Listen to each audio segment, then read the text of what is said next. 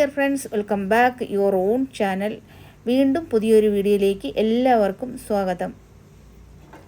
നിങ്ങൾ ഇതുവരെയും തയ്യാറാക്കി നോക്കിയിട്ടില്ലാത്ത ഒരു റെസിപ്പിയാണ് ഇന്നത്തേത്. ഷുഗർ ഉള്ളവർക്ക് അമൃതിന് തുല്യമാണ് ഈ തോരൻ. അതുകൊണ്ട് ഉറപ്പായിട്ടും നിങ്ങളിത് തയ്യാറാക്കി കഴിക്കണം കേട്ടോ. മുട്ടുവേദനയുള്ളവർ, ശരീരവേദനയുള്ളവർ, ഇൻഫ്ലമേഷൻ, ശരീരത്തിനുള്ളിൽ ഇൻഫ്ലമേഷൻ ഉള്ളവർക്കൊക്കെ ഈ തോരൻ കഴിക്കുന്നത് വളരെ നല്ലതാണ്. അതുപോലെ ഷുഗർ വരാതിരിക്കാനും മുട്ടുവേദനയൊക്കെ വരാതിരിക്കാനും നല്ല ഒരു ആരോഗ്യപരമായിട്ടുള്ള ഒരു ജീവിതശൈലി നയിക്കാനായിട്ട് ഈ തോരൻ ആഴ്ചയിൽ 2-3 പ്രാവശ്യം നിങ്ങൾ കഴിക്കുന്നത് വളരെ നല്ലതാണ്. കൊളസ്ട്രോൾ ഉണ്ടാകാതെ ഇരിക്കാനും അതുപോലെ നമ്മുടെ ശരീരത്തിൻ്റെ ഫാറ്റ് അലിയിച്ച് കളയാനും ഒക്കെ ഇത് വളരെ ഉപകാരപ്പെട്ട ഒരു തോരനാണ്. ഒരുപാട് മെഡിസിനൽ വാല്യൂ ഇതിനുണ്ട്. ഉലുവയുടെ ഗുണങ്ങൾ എല്ലാവർക്കും അറിയാം. ഇത് ഞാൻ കുരിപ്പിച്ചെടുത്ത ഉലുവയാണ്. ഇത് 2 ടേബിൾ സ്പൂൺ ഉലുവ വെള്ളത്തിലിട്ട് കുതിർത്തതിന് ശേഷം വെള്ളം എല്ലാം ഊറ്റിക്കളഞ്ഞ് നമ്മളൊരു പാത്രത്തിലിട്ട് വെറുതെ ഒന്ന് അടച്ച് വച്ചിരുന്നാൽ മതിയാകും. 2 ദിവസം കൊണ്ട് നമുക്കിത് കുരുത്ത് കിട്ടും. അങ്ങനെ 2 ടേബിൾ സ്പൂൺ കുരിപ്പിച്ച ഉലുവയും ഒരു വലിയ കപ്പിന് ചെറിയ ഉള്ളി, തൊലിയെല്ലാം കളഞ്ഞ് കുനുകുനാന്ന് അരിഞ്ഞെടുത്ത കുഞ്ഞുള്ളിയാണ് ഇത്. ഒരു വലിയ കപ്പിന് അളവിലുള്ള കുഞ്ഞുള്ളി ഞാൻ എടുത്തിട്ടുണ്ട്. നിങ്ങൾക്ക് എത്ര കുഞ്ഞുള്ളി വേണമെങ്കിലും എടുക്കാവുന്നതാണ്. ആദ്യം കുഞ്ഞുള്ളി ഒരു പാത്രത്തിൽ ഇട്ട് കൊടുത്തതിന് ശേഷം ഇതിൻ്റെ മുകളിലായിട്ട് നമുക്ക് ഉലുവ ഇട്ട് കൊടുക്കാം. ഞാൻ വേറൊരു പാവയ്ക്ക തോരനായിട്ട് ഞാൻ വച്ചിരിക്കുന്നതാണ് പ്രിപ്പറേഷനായിട്ട്. അതിൻ്റെ വീഡിയോ ഞാൻ അപ്ലോഡ് ചെയ്തിട്ടുണ്ട് കേട്ടോ. എന്നിട്ട് അതിൻ്റെ മുകളിലാണ് ഇപ്പോൾ ഈ തോരനായിട്ട് ഞാൻ വെച്ച് കൊടുക്കുന്നത്. ഒരു 5 മിനിറ്റിനുള്ളിൽ നമുക്ക് ഈ ഉലുവയും ഉള്ളിയും നല്ലതുപോലെ വെന്ത് കിട്ടും. ഉലുവ നിങ്ങൾ ഡയറക്റ്റായിട്ട് പാത്രത്തിൽ വെള്ളത്തിൽ ഒഴിച്ചൊന്നും വേവിക്കാതെ ഇതുപോലെ നിങ്ങൾ തയ്യാറാക്കുകയാണെങ്കിൽ ഇതിൻ്റെ ഗുണം ഒട്ടും നഷ്ടപ്പെടത്തില്ല. അതുപോലെ തന്നെ ഒട്ടും കയ്ക്കത്തില്ല. ചോറിൻ്റെ കൂടെ അടിപൊളി ടേസ്റ്റാണ്. അതുപോലെ കഞ്ഞിക്കും നല്ല ടേസ്റ്റാണ് കഴിക്കാനായിട്ട്. നിങ്ങളിത് ഉറപ്പായിട്ടും പിന്നോട്ട് മാറാതെ കഴിക്കുമോ എന്തോ എന്ന് നിങ്ങൾക്ക് ഒരു പക്ഷേ മാക്സിമം ആളുകളും ഇത് കഴിക്കാനുള്ള വഴിയില്ലെന്നാണ് എനിക്ക് തോന്നുന്നത്. കഴിച്ചിട്ടുള്ളവർക്കറിയാം ഇതിൻ്റെ ഗുണവും അതുപോലെ ഇതിൻ്റെ ടേസ്റ്റും ഒക്കെ.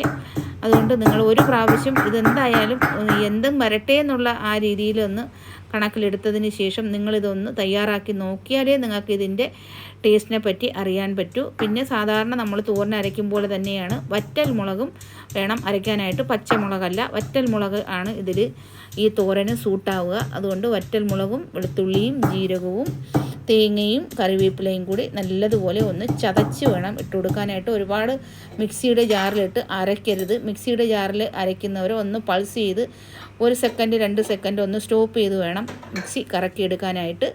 എല്ലാം കൂടി ഒന്ന് ചതച്ചെടുത്താൽ മതിയാകും. സാധാരണ നമ്മൾ തോരൻ അരയ്ക്കുന്നത് തന്നെയാണ്. ഞാൻ ഒന്നുകൂടെ പറയുകയാണ്.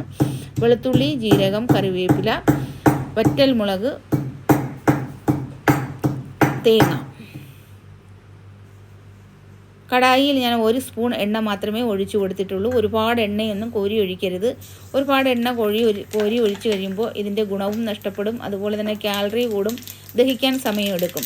അപ്പോൾ 1 സ്പൂൺ ഇതുപോലെ താളിക്കാതെയും നമുക്ക് ഈ തോരൻ തയ്യാറാക്കിയെടുക്കാം. വെറുതെ വേവിച്ചെടുത്തതിന് ശേഷം നമുക്ക് അരപ്പും ഇട്ട് ഇളക്കിയെടുക്കാവുന്നതാണ്. എന്നാൽ ഒരല്പം നിങ്ങളുടെ സമാധാനത്തിന് വേണ്ടിയാണ് ഞാനിപ്പോൾ ഈ താളിച്ച് കാണിക്കുന്നത്. സാധാരണ ഞാൻ കഴിക്കാനുണ്ടാക്കുമ്പോഴേക്കും ഇങ്ങനെ താളിക്കാറില്ല. താളിക്കാതെ തന്നെ ഇതുപോലെ തോരൻ ആക്കി തയ്യാറാക്കി എടുക്കുകയാണ് പതിവ്.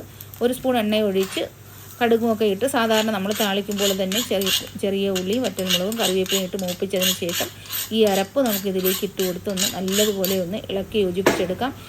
ഈ പ്രക്രിയ ചെയ്യുമ്പോഴേക്കും നിങ്ങൾ ലോ ഫ്ലെയിമിൽ വേണം വയ്ക്കാനായിട്ട്. ഹൈ ഫ്ലെയിമിൽ വയ്ക്കരുത് ഒരു കാരണവശാലും. ലോ ഫ്ലെയിമിൽ വച്ച് വേണം ഈ മസാലയൊക്കെ ഇട്ട് ഇളക്കി എടുക്കാനായിട്ട്. നന്നായിട്ടൊന്ന് ഇളക്കിയെടുത്തതിന് ശേഷം നമുക്ക് ഉപ്പിട്ട് കൊടുക്കാം. ഉപ്പും ഒരല്പം മഞ്ഞൾ കൂടി ഇതിലേക്ക് ചേർത്ത് കൊടുക്കാം.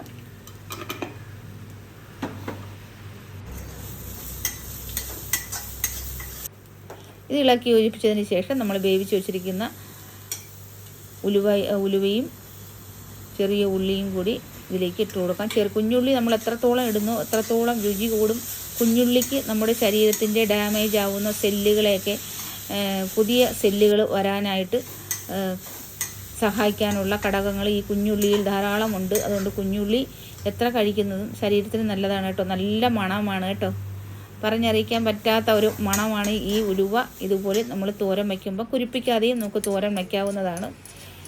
പക്ഷേ കുരുപ്പിക്കാതെ തോരൻ വെച്ചാൽ നമുക്ക് ആവിയിൽ വേവിച്ചെടുക്കാൻ പറ്റത്തില്ല. അത് പാത്രത്തിൽ വെള്ളം ഒഴിച്ച് തന്നെ വേവിക്കണം, എന്നാലേ വെന്ത് കിട്ടുള്ളൂ. അല്ലെങ്കിൽ പ്രഷർ കുക്കറിലിടണം. അപ്പോൾ ഈ വീഡിയോ നിങ്ങൾക്ക് ഇഷ്ടപ്പെട്ടു എന്നാണ് എൻ്റെ വിശ്വാസം. ഇനി ഞാൻ ഹസ്ബൻഡിൻ്റെ പൊതിച്ചോറാണെന്ന് തയ്യാറാക്കുന്നത്, അതുകൂടി കാണിച്ചു തരാം. ഇത് പാവയ്ക്ക തോരനാണ്. ഞാൻ ഉലുവ പാവയ്ക്ക തോരൻ അടിയിൽ വച്ചിട്ട് വയ്ക്കാനുള്ള പാവയ്ക്ക അരിഞ്ഞ് അടിയിൽ വച്ചിട്ടാണ് ഈ ഉലുവ ഇതിൻ്റെ മുകളിലേക്ക് വെച്ച് കൊടുത്തത് വേകാനായിട്ട്. അപ്പോൾ ഇത് ഉലുവയില തോരനാണ്.